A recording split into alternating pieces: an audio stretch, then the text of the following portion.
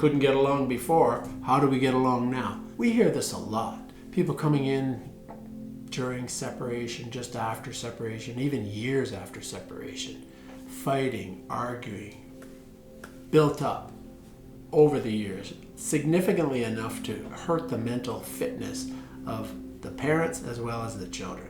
A lot of people say, let's do what's in the best interest of the children. What's in the best interest of the children is parents getting along, parents doing well.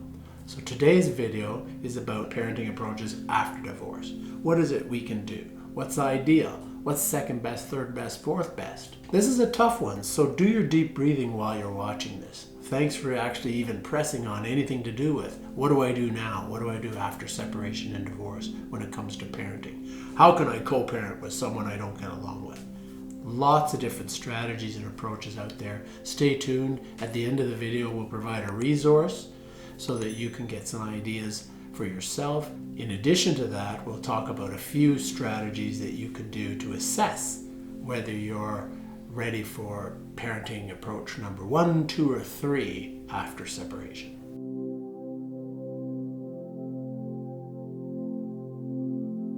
4 approaches to parenting. Only one of them's gone after separation and divorce. We still have 3 other approaches. So we might think the first and the best approach, we might think it's the best. It's not reality because it doesn't work for everybody. Cooperative parenting is, of course, the number 1 approach to get along well, even when you couldn't before. This is where a lot of people say, well, let's do parallel parenting then. Jump too quickly to parallel parenting because we don't get along and we can't get along. Remember, you've never done separation and divorce before. Many of you haven't. This might be your first time. So how do you know what you can do? Even if you've done it a couple of times, how do you know what you're capable of? How do I know what I'm capable of? Truth is, we don't know the future. So keep our mind open to possibilities. And that's not easy to do when you're wounded, you're hurt, you're upset, you're anxious, you're nervous, you're confused. How are we going to make it? How are we going to cope? It's very hard to think calmly and rationally. Box breathing, one of our other videos, check it out online. You can actually relax your body without having a relaxed body in the green zone. Not really going to pay attention to this video or any other video, and it's going to be hard to comprehend or even to remember because we're nervous and upset. So if I trigger anything, frustration, feel free to leave us a comment or suggest other ways that you might have found helpful for you when it comes to co-parenting and working with your co-parent after separation and divorce. We do like to refer to people as co-parents instead of exes. Any way we can refer more positively about our co-parent, it's more likely to calm our emotion and help us behave and interact in ways that are respectful and modeling polite approaches for the children. Cooperative parenting involves 2 people sometimes getting into coaching, sometimes not. However, you'd be better off and well advised to get a coach because it's such an emotional time. We're lacking the information. They didn't teach us in grade school how to do parenting, especially how to do it before separation and divorce, let alone after. So I want you to really hear me when I say get a coach. You can have a better approach to cooperative parenting and you can look at the options after separation divorce a little more objectively by getting someone who's more objective outsider to help you and your co-parent come to a new arrangement, a new way of communicating post-separation. So for cooperative parenting, you're going to get coaching about how to set aside the romantic part of your relationship, how to start to build up that cooperative parenting approach, what it means to co-parent after separation, and what you'll no longer be doing. Things you would normally have done in a romantic relationship, helping with this and helping with that, you won't be doing anymore. So changing the roles, who does what, where, when, and how, drop-offs, pickups, food, shelter, safety, security, finances, education, passports, so many things never even took into consideration. And what about if my mate can't look after the kids for a day or 2? What do I do then? It's called first right of refusal. So building in a lot of these ideas into your new relationship, post-separation, which is specifically focused on parenting, is developing a cooperative parenting agreement. So we do help couples, parents develop cooperative parenting agreements post-separation where it spells some of this out over 5-6 pages so that when you're concerned or when you run into glitches, you have something in writing to go back to. And that's the cooperative approach model. And I'll mention a resource at the end where you can really look more deeply into that. Well, should this fail, should this not work well, if you give it a good effort, maybe 3 to 6 months of good effort with a coach, then maybe it's not meant to be. So you might actually consider something called parallel parenting. Parallel parenting is a lot less communicative, not requiring you to actually set up the same roles, rules, boundaries for each household. But think about it like 2 households operating fairly independently, not totally, but fairly independently, where the children are transitioning back and forth from one house to another. And yet parents are doing their best to keep a divide. For some reason, they're not able to come to the terms with the relationship, to able to put aside the upset and the frustration. So you're not able to cooperate and you've determined, I'm not going to and I never will. Sorry for the noise there, but that's what the kids hear. So it is going to be referred to as third best parenting. Kids pick up the tension. We live in an emotional system. The family operates like a system, very emotionally connected. Whether the children go back and forth from one house or another, even in parallel parenting, they'll pick up the tension. So if you decide to do parallel parenting, remember to monitor your body. How tense are you during drop-offs, pickups? Make sure your drop-offs and pickups are at maybe very neutral places, where it's a little more difficult to get emotionally dysregulated or upset.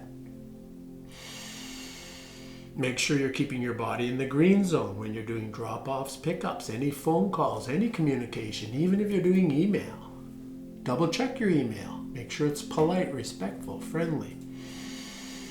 Regardless of the other person's, keep yours in that zone. So parallel parenting is something where you're not required to negotiate a lot of the day-to-day activities. You're not getting into a lot of that kind of how do we cooperate. There's a lot less communication. However, it does create gaps. So it's very important for people to have some clear structure as to the schedule, the drop-offs, the pickups.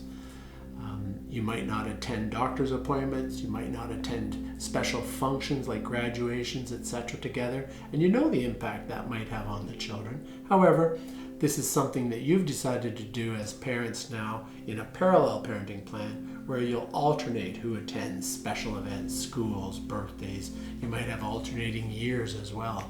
Another one for people that are in the highest conflict after separation and divorce, feuds, various psychological reasons, various history reasons. People might be carrying a lot of wounds from their own past, but they're not able to reconcile differences enough to actually even parallel parent well. Don't even want to see the other person. You might end up in what's called parent coordination. So you can ask the judge in court, family court, to order parent coordination. And a parent coordinator is there for only 2 purposes, really, to help you with the parenting process by lowering the emotional intensity and increasing problem-solving speed.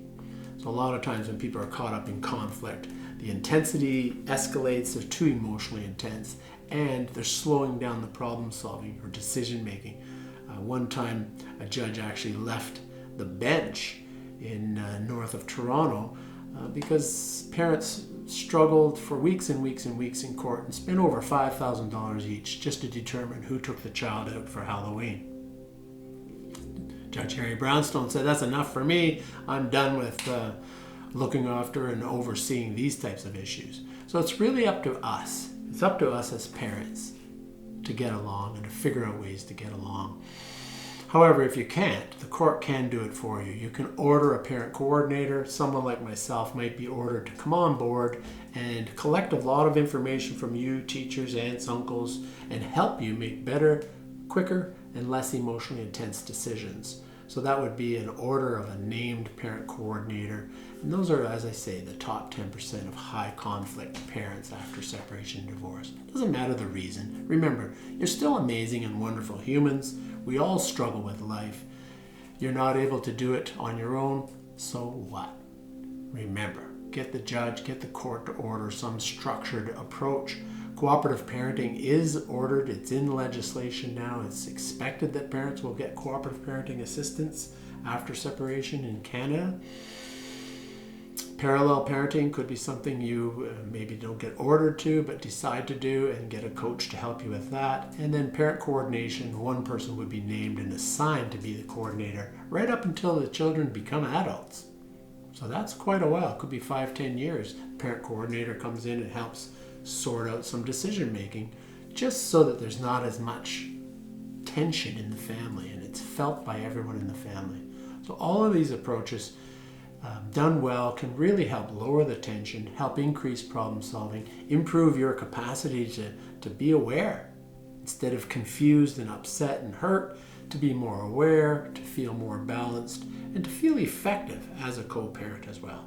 Now, I did say that we'd have a resource for you at the end of today's video, Cooperative Parenting and Divorce, and it was written years ago by Boyan and Termini. I've referred so many parents to get this resource. Buy 2 copies, buy it for the other parent. Give it to them maybe on Mother's Day, Father's Day, their birthday. Let them know, maybe in a card, that we're not there now. We're not where we want to be now. However, this is where I'd like to be, cooperating well, helping us get along well so that we could attend birthdays, funerals, graduations, etc. in a relaxed way so that the kids don't have to carry that tension. Each chapter gives you a guide. One of them says, keep it bitter or make it better. Another one's all about disengaging, the romantic part, and re-engaging as co-parents. Lots of strategies in that book. If you like this video, please hit the subscribe button. The notification bell will let you know as well when next videos come out. Leave a comment. And regardless of the situation we're in, I think it's important for you to know we see everyone as amazing from the time you're born to the time you pass on. The behavior's something we're all working on. Whether we're in an intact family or we've separated a bunch of times, improving our own behavior will improve our relationships with everyone around us. Take care.